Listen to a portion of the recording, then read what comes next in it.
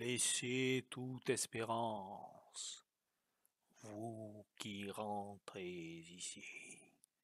Terrible préambule, ciselé sur la porte noire des enfers.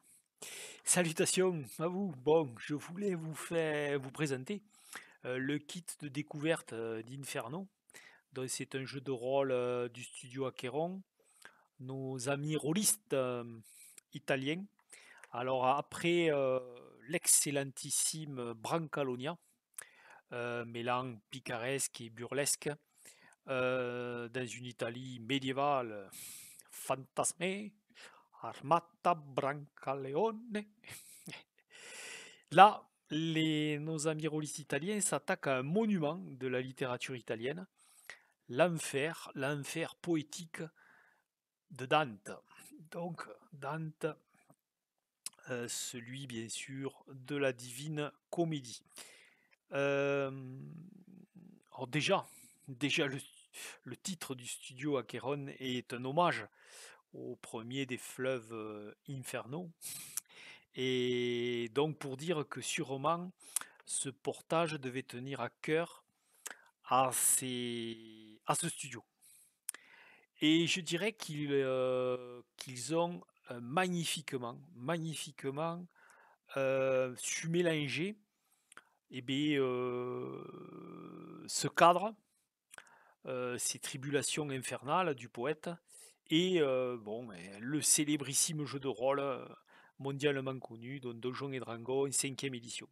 Donc voilà, les guerriers, les magiciens, les roublards vont se retrouver à arpenter les terres infernales de l'enfer, de Dante.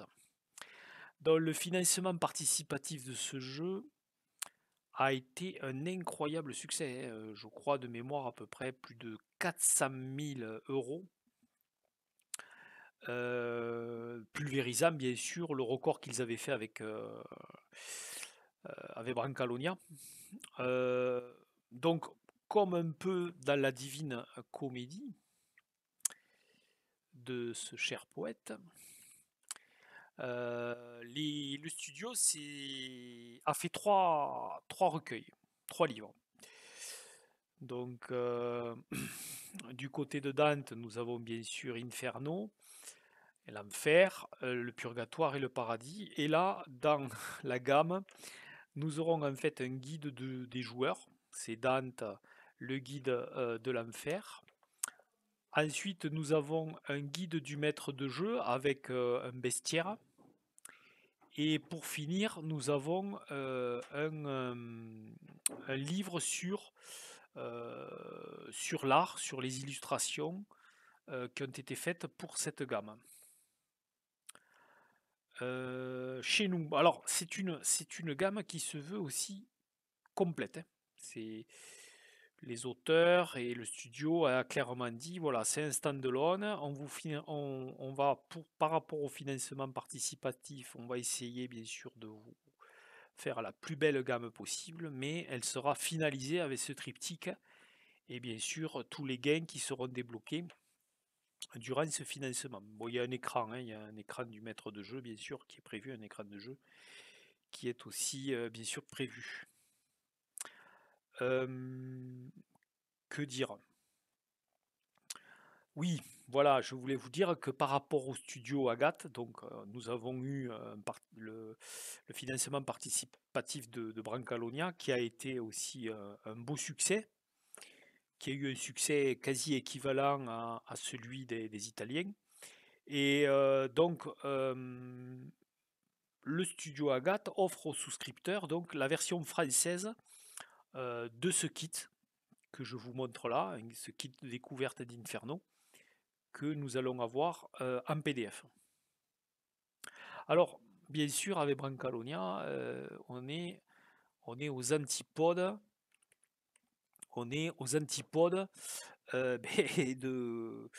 avec Inferno, je devrais dire, on est plutôt aux antipodes de Brancalonia. Là, nous sommes dans un cadre très sombre, comme je disais, un voyage intérieur entre vertus et vices. Tous les personnages auront des vertus et des vices. Sera son importance pour l'inspiration divine. L'inspiration divine remplace en fait la règle bien connue de l'inspiration de DD5.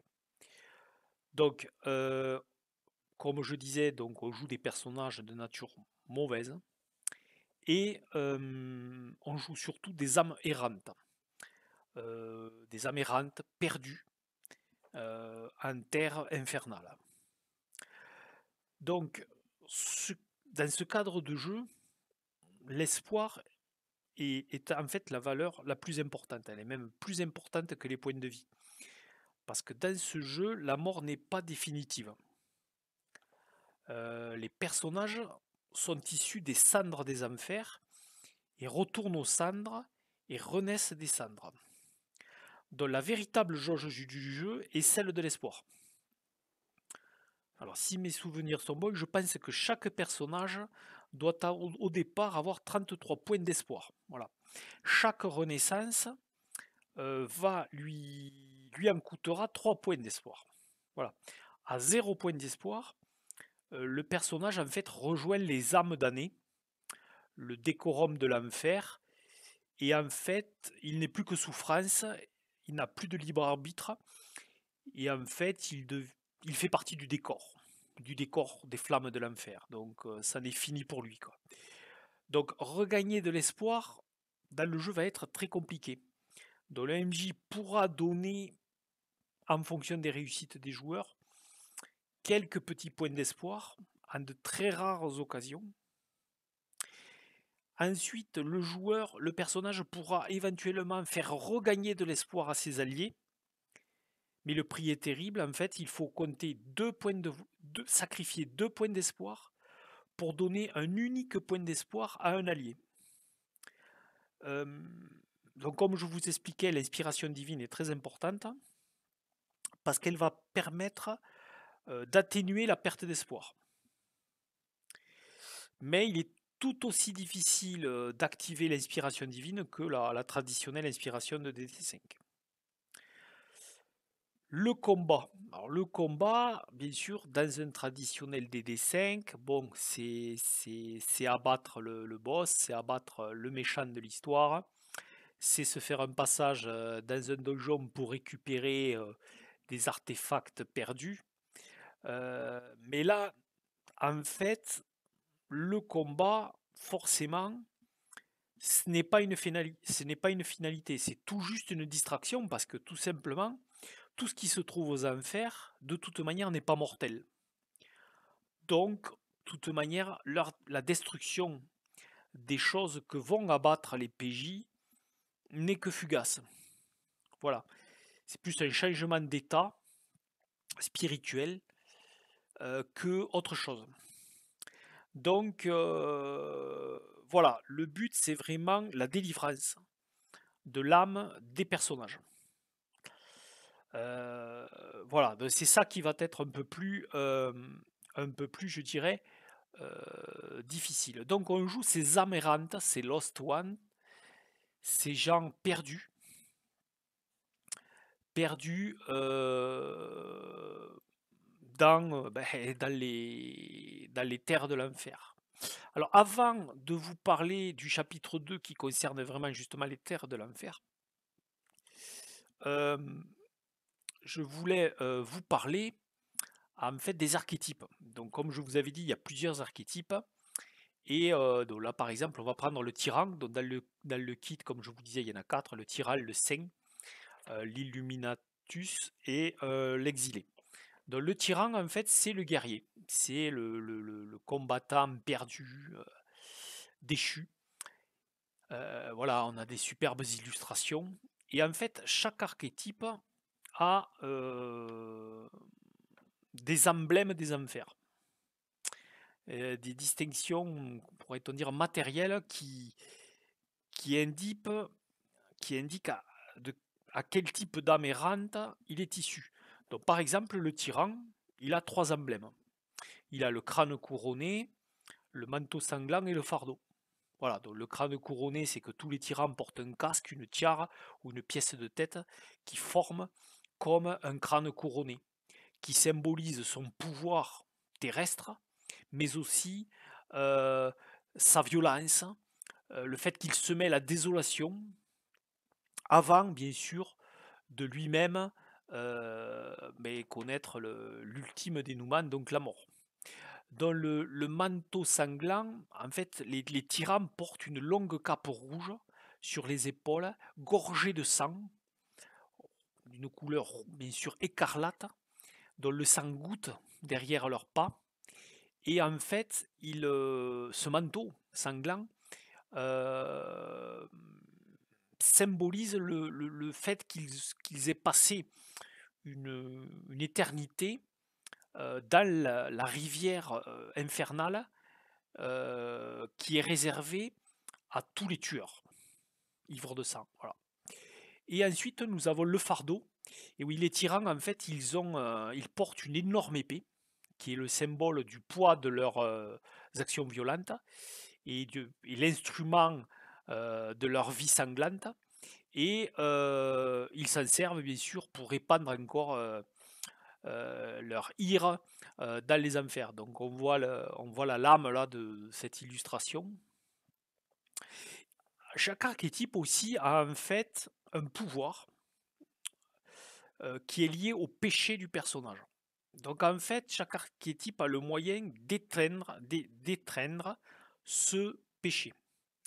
Alors c'est super fort, par exemple pour le tyran. En fait, le tyran, il fait une attaque de combat réussie sur un monstre, une créature démoniaque. En fait, pour 2 points d'espoir, il transforme cette attaque réussie en attaque critique réussie. Donc il fera des dommages critiques. Donc c'est voilà, c'est terrible, mais ça lui coûte 2 points d'espoir et il a l'assurance en fait de passer une attaque critique. C'est super fort, mais comme je vous ai expliqué, l'espoir est la seule jauge véritablement importante dans le jeu parce que ses pertes sont quasi définitives. Donc c'est très chaud, quoi, bien sûr. Il ne pourra pas s'amuser à passer voilà, toutes ses attaques en critique. Autrement, il va vite disparaître dans les flammes de l'enfer. Voilà, ça c'est pas mal. Alors chaque personnage, bien sûr, chaque archétype a ses emblèmes qui lui sont propres. Là, on peut voir le saint, donc le paladin, l'archétype du paladin déchu, perdu. Et lui aussi, bien sûr, a des emblèmes. Il a la bannière de tête, la bannière ensanglantée. Il a le halo de fer au-dessus de sa tête. Et il a le voile sur ses yeux. Voilà, ils en ont tous. Ce qui type, bien sûr, beaucoup les. Alors, bien sûr, au niveau des races, là, forcément, d'entrée de jeu, c'est très clair. On ne joue, bien entendu, que les égarés, que les âmes errantes. Voilà, point de nains ou d'elfes qui viendraient à s'aventurer dans les enfers. Mais malgré tout, ce sitting qui formule bien sûr l'enfer chrétien, parce que très rapidement, bien que l'Église au début n'ait pas du tout apprécié l'œuvre de Dante, petit à petit, au cours des décennies et des siècles, eh ben, tout compte fait, cette poésie dantesque a été de plus en plus, entre guillemets, appréciée euh, par l'Église. Euh, voilà, c'est que vous jouez que des égarés, voilà, qui ont des traits spécifiques euh, par rapport à ces égarés. Alors comme je vous disais, le chapitre suivant, dans le kit est constitué de 3 chapitres. Il y a le chapitre sur le décorum de l'enfer, dans le royaume de souffrance. Alors bien sûr, dans le kit, on a droit à une petite une vue très, très basique de cet univers, euh, avec des illustrations magnifiques, mais on a surtout la carte des abysses. Donc, l'enfer dantesque est imaginé comme une série d'anneaux. Vous le voyez, une série d'anneaux, alors qui est logiquement numéroté pour comprendre dans quel anneau on se trouve. Euh, Toujours plus étroit au fur et à mesure de leur succession dans la série. Alors, vous voyez, l'illustrateur les a numérotés. On voit que le premier plancher est le plancher de la Porte Noire, avec le fleuve Achéron, et on voit Charon, le passeur, qui permet de traverser la première rivière. Parce que les damnés, en fait, doivent faire eux-mêmes le voyage jusqu'à leur lieu de torture. C'est ça qui est affreux. On ne vient pas les chercher. Ils y vont tout seuls, les damnés. Donc ils se déplacent jusqu'au niveau qu'ils doivent atteindre. Ou ils chutent aussi. Des fois, certains chutent à travers l'abysse pour jusqu'à atteindre, bien sûr, le niveau où ils vont être damnés et subir les sévices des enfers. Donc, et la règle, c'est bien sûr, plus on s'enfonce, plus bien sûr on s'enfonce aussi au cœur de la Terre, donc l'extrémité la plus étroite, celle où repose Lucifer, est au centre de la Terre. Donc Lucifer, en fait, est dans un environnement glacé. Même Lucifer produit, pourrait-on dire, un vent glacial. Euh, pour Dante, le froid glacial est aussi mordant qu'une brûlure enflammée. Donc voilà, et c'est pas faux. C'est vrai que le froid glacial brûle d'une certaine manière autant que la flamme. Donc voilà, chaque péché en fait correspond à un cercle. Et chaque cercle en fait est plus profond que le précédent et de plus en plus proche de Lucifer. Donc plus lourd est le péché et plus grand sera le numéro du cercle auquel il renvoie. Et donc plus le damné a péché et plus bien sûr il va s'approcher du cœur des abysses et il va s'approcher donc de Lucifer lui-même. Voilà, donc c'est un super, déjà un super dessin, une illustration qui met vraiment le voyage de Dante en plan. Voilà. Nous avons ensuite, ce qui est aussi très intéressant, dans le kit, la proposition d'un scénario. Alors c'est un scénario de niveau 5. Voilà. Alors l'aventure, en fait, ils ont proposé une aventure un peu initiatique qui va de niveau 1 à niveau 6 par là. Là, en fait, c'est comme s'ils avaient extrait celle qui correspondait au niveau 5. C'est-à-dire que pour eux, l'aventure commence dans la forêt noire, la forêt sombre. C'est cette forêt où les damnés cherchent la porte des enfers. Voilà. Donc la forêt sombre se situe entre le monde matériel, donc le monde réel pourrait-on dire, et le monde divin. Donc là, les damnés vont chercher cette porte, puis après rentrer dans l'enfer. Donc là, il y a plusieurs. Voilà, on commence au niveau 1, mais là, ce n'est pas du tout présenté. On est directement à l'étape du niveau 5. Donc là, on a franchi la porte. Les personnages ont franchi la porte et se trouvent au premier niveau des enfers. Donc, on va y rencontrer bien sûr Charon, hein, le passeur, celui qui fait, grâce à son énorme bateau, franchir les âmes du fleuve Achéron. Donc c'est une aventure de niveau 5, il y a du costaud, il y a un gros boss, là ça rigole pas.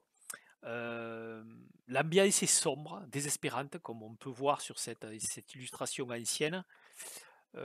Voilà, hein, comme le titre l'indique, hein, Without a Star, c'est-à-dire il n'y a pas d'étoile. Hein. Nous sommes dans un monde de ténèbres qui n'est baigné que par une clarté écarlate et chaude, quoi, et volcanique. Voilà. Donc je dirais que bon, franchement, ce kit est quand même super bien fait. Voilà, il faut se l'avouer. Ils ont fait quelque chose de, même pour un petit kit de découverte, ils ont fait quelque chose de bien. Alors, il y a aussi des personnages pré-tirés qui sont fournis pour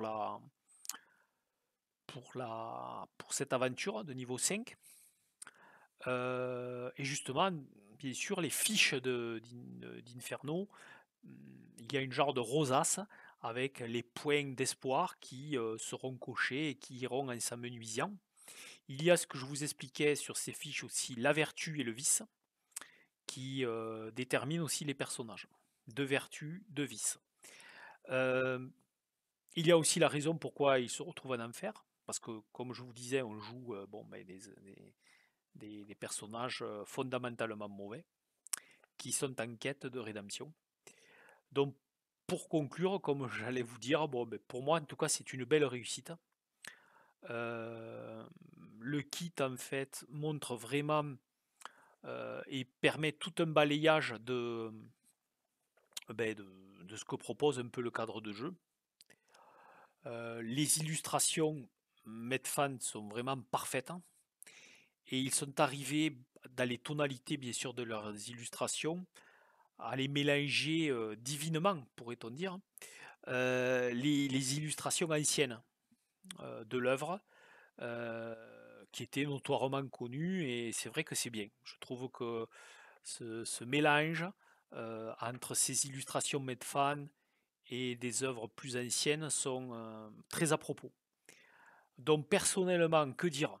Que dire de ce cadre de jeu? Désespérément désespérant, oui, forcément. Quand on le lit, bon, on est subjugué bien sûr par le côté excessivement gothique et sombre de la proposition, mais forcément, c'est désespérément désespérant, oui, comme je le dis sur ce jeu-là, ouais. Donc, il est bien, mais moi perso, je recommanderais des sessions de jeu entrecoupées avec d'autres jeux de rôle quand même qui se veulent un peu plus joyeux et un peu plus bon enfant. Et donc justement, le très célèbre Brancalonia, à juste titre. Voilà, en tout cas, c'est une réussite. Moi, en tout cas, j'ai craqué parce que bon, l'univers proposé est bien trop typé. Puis cet hommage vibrant à la Divine Comédie fait que bon, il est presque inratable, hein, d'après moi. Voilà, ben, je vous ai fait le tour du kit de découverte et à ciao, à la prochaine.